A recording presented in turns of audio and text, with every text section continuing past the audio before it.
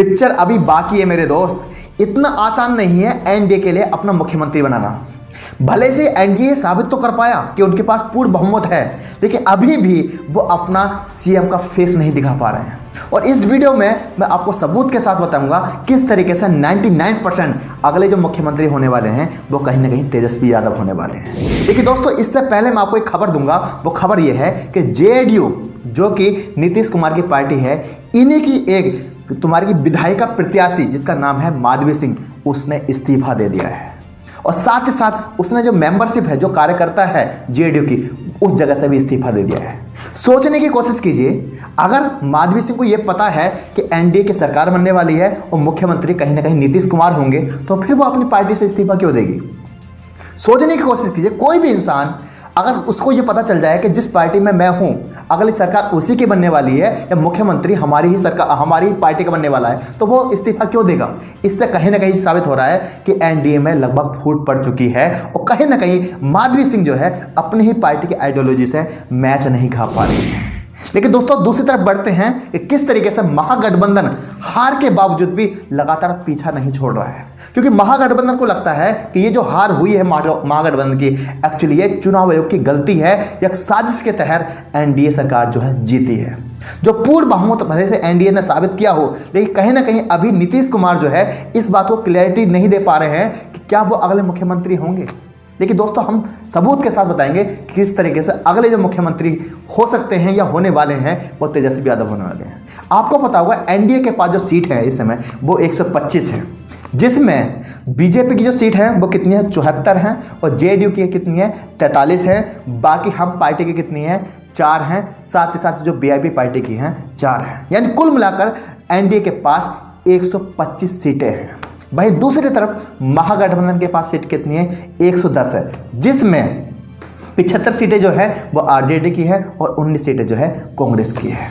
आपको पता होगा सरकार बनाने के लिए आपके पास 1, 2, 3 यानी 123 सीटों का होना जरूरी है, जबकि महागठबंधन पर जो सीटें हैं इस समय 110 सीटें हैं। और मैं क्यों कह रहा हूं कि 110 सीट होने के बावजूद भी तेजस्वी सरकार अपनी सरकार बना सकते हैं। आपको पता होगा जो जीतन राम मांझी है, उन्होंने कल एक स्टेटमेंट दी थी, जिस स्टेटमेंट ने सबको चौंका दिया था, जहां उन्होंने कहा था कि नीतीश कुमार के अंडर या नीतीश कुमार के कैबिनेट में हम अपने मंत्री को मंत्री नहीं बनाएंगे, यानी अपने प्रत्याशी को मंत्री नहीं बनाएंगे।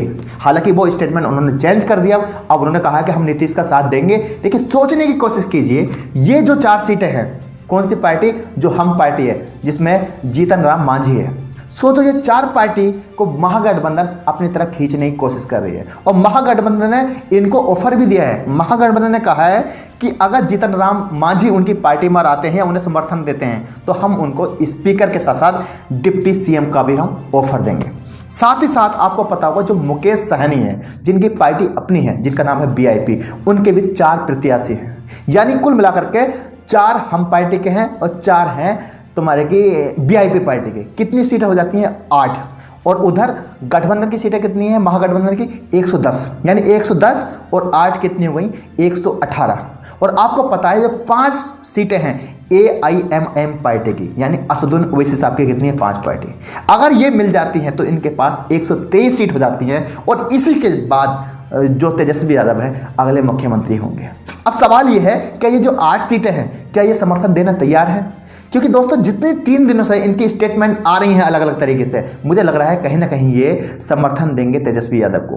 क्योंकि समझने की कोशिश कीजिए, जीतन राम मांझी का अचानक ये बात कहना कि हम नीतीश कुमार के कैबिनेट में अपने प्रत्याशी को मंत्री नहीं बनाएंगे या हम मंत्री नहीं बनेंगे, ये किस बात का सबूत है? आपको पता होगा जीतन राम मांझी जो है उस समय के लिए मुख्यमंत्री भी रह चुके हैं। लेकिन दोस्तों, उसी खेल को आपको सहाने वाले खेल को भी समझना पड़ेगा। सहाने के पास भी 4 सीट है, यानी जब वीआईपी और हम पार्टी को पता चल जाए कि हमारे बिना सरकार नहीं बन सकती या हम पर सरकार डिपेंड है, अगर हम इधर जाते हैं तो सरकार एनडीए की बनेगी और इधर जाते हैं तो महागठबंधन मिलेगी, तो सोचो अब रिमोट कंट्रोल जो है इन 8 लोगों के पास है। लेकिन इससे बड़ा जो रिमोट कंट्रोल है वो कहीं ना कहीं असद ओवैसी पार्टी के पास है। क्योंकि आपको पता होगा असद भाई जो हैं, जब से महागठबंधन का चुनाव हुआ है उसके बाद लगातार प्रेस कॉन्फ्रेंस कर रहे हैं और वो कह रहे हैं कि दिल्ली में भी और बिहार में भी हमने आरजेडी से तमाम तरीके से बात करने की कोशिश करी और उन्हें बताने की कोशिश की कि महागठबंधन में आप हमें भी शामिल कीजिए, लेकिन आरजेडी ने उनकी बात नहीं मानी। लेकिन मुझे लगता है दोस्तों कहीं ना कहीं अब आरजेडी को अगर अपनी सरकार बनानी है या तेजस्वी को अपनी सरकार बनानी है तो फिर एमआईएम पार्टी का साथ लेना पड़ेगा। अब मैं आपको पूरी फिगर बताऊंगा कि अगर ये 8 प्रत्याशी इधर आ जाते हैं, यानी 8 सीटें इधर आ जाती हैं, तो किस तरीके से महागठबंधन की सरकार बन सकती है। मैं आपको पूरी चीज़ बताऊं तो बिहार में जो है 243 सीटों पर चुनाव हुआ है। 243 में 125 सीट जो मिली हैं वो एनडीए को मिली हैं, 110 जो मिली है महागठबंधन को मिली हैं। कितनी हो गई? 135, और 8 जो मिली है अन्य को मिली है। उस 8 में 5 सीटें जो हैं एमआईएम पार्टी की हैं, 3 अन्य की हैं। अब 125 सीटों में जो है जो 8 सीटें हैं वो डामाडोल हो रही हैं, यानी इधर भी हो रही हैं इधर भी हो रही हैं। अगर वो महागठबंधन की तरफ आ गई तो सरकार इनकी है, अगर उधर आ गई तो सरकार नीतीश की है। दूसरी तरफ आपको पता होगा अगर ये सीट 8 सीटें महागठबंधन में आ जाती हैं तो फिर एनडीए के पास कितनी सीट बची? 125 में से 8 माइनस कर दोगे तो बची 117, और इधर इनके पास कितनी हो गई? 118 सीटें हो गई, क्योंकि 110 इनके पास है, 8 सीट इधर आ गई, 118 हो गई महागठबंधन के पास, प्लस 5 सीट जो है इनके पास एमआईएम पार्टी की हो गई। इनके पास कितनी हो गई? 130 सीट हो गई। जो अन्य 8 सीट थी जिसमें से 5 एमआईएम पा गई, बची 3 सीट। अगर 3 सीट एनडीए पर चली भी जाती हैं तो उनके पास 120 सीट है, यानी रिमोट कंट्रोल जो है कहीं ना कहीं से वो किसके पास है? इन 13 सीटों के पास है, और 13 सीटों पर बड़ी तरीके से कयास लगा जा रहे हैं। यानी इतना आसान नहीं है एनडीए के लिए अपनी सरकार बनाना। और अगर आप देख भी रहे होंगे जीत के बावजूद भी अभी तक नीतीश कुमार ये कहना तैयार नहीं है कि अब अगले मुख्यमंत्री होंगे। सबसे बड़ी मुश्किल जो है वो नीतीश कुमार की है। वो क्यों है कि सोचो, नीतीश कुमार पिछली बार मुख्यमंत्री रहे थे, अगर वो समर्थन इधर देते हैं तो सरकार बनती है एनडीए की, अगर वो समर्थन उधर देते हैं सरकार बनती है महागठबंधन की। तो सोचो, जब उनके लिए दोनों ही पार्टी विश्वास करने योग्य नहीं है, क्योंकि आपको पता होगा चुनाव के दौरान नीतीश कुमार ने क्या बोला था? ये मेरा लास्ट चुनाव होगा।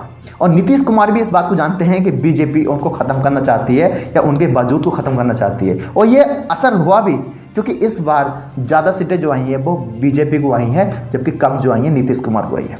ये बात जानने के बावजूद भी वो ना ही महागठबंधन को समर्थन दे रहे हैं और ना ही इस बात की क्लैरिटी कर रहे हैं कि अब अगले मुख्यमंत्री होंगे। सोचो, जब इनके लिए, नीतीश कुमार के लिए दोनों ही पार्टी भरोसे वाले नहीं हैं, या दोनों ही इनके लिए एक राजनीतिक अपॉर्चुनिटी हो सकती हैं, फिर ये एनडीए को अपना समर्थन क्यों दे रहे हैं? क्योंकि बीजेपी जो पार्टी करती है वो ब्लैकमेलिंग करती है। तो इन्हें कुछ ना कुछ सबूत ऐसे होंगे, कुछ ना कुछ बातें ऐसे होंगी जो नीतीश को ये मजबूर करती हैं कि वो ना चाहकर भी एनडीए का साथ ही देंगे। यानी आप समझ सकते हो कि राजनीति को हम जितना आसान देखते हैं वो इतना आसान नहीं होता। अब सोचना ये है, देखना ये है कि वाकई में क्या अगला फैसला होने वाला है। क्या वाकई में नीतीश कुमार की सरकार बनेगी या फिर महागठबंधन जो है तेजस्वी यादव ही उनके सर पर सेहरा बांधेगा। मुझे उम्मीद है आपको ये चीज़ मैंने समझाने की कोशिश की होगी। अगर ये मैसेज पसंद आए तो 5 ग्रुपों में कम से कम जरूर शेयर करें। मिलता हूँ नई वीडियो के साथ, तब तक के लिए जय हिंद दोस्तों।